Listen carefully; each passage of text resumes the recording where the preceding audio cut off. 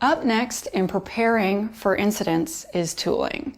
You need to make sure that you have all the tooling that you need to investigate an incident. You can talk to the incident response team about what they currently have available, and then you can tell them things that you think you might need. One thing that I strongly suggest you get immediately is a log viewer. So some sort of log viewing software in order for you to view logs. I've previously tried to open logs in TextPad or Word Text or some of those like very basic word editors and then just had it crash repeatedly. And don't you dare try to open it up with Microsoft Word. And so if you have a log viewing software that allows you to search huge amounts of data and open a file that, for instance, is a gig in size, that will help you do your job better. Other things that I suggest that you should have. 1, some sort of VA scanning tool.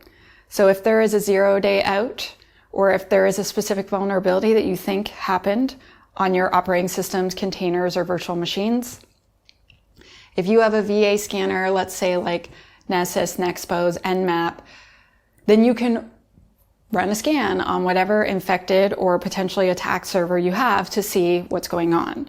So that's good. I want to have a dynamic application security testing tool, usually one specifically where I, as an expert, have the ability to have very in-depth control in investigating. So I would pick something like Burp Suite Pro, where you can interact with the application and then you could try specific attacks using Burp Suite.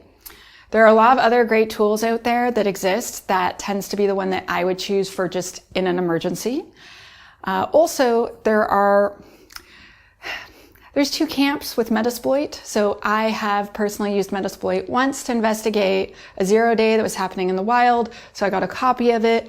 And then my employer said, well, we can't just have you test it against the test system, like just run the Python script. So I had to make a Metasploit module and then just like copy and paste the exploit into it. And then for some reason they felt that was safer. You could try that if that is a thing that will make upper management trust you a little more. But either way, if you're considering running an exploit specifically, make sure you're doing it in a very, very safe place. The point of this specific video and the specific part is that let's plan now instead of at 4 a.m.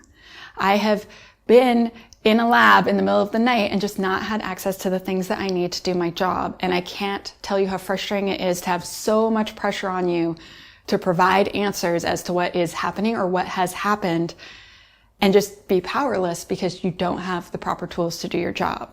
So I want a VA scanner. I want some sort of DAS tool where I have control to change my requests and responses like very, very specifically.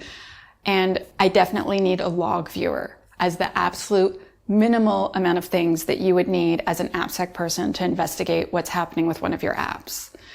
Up next, we're going to talk about access because you need access to investigate.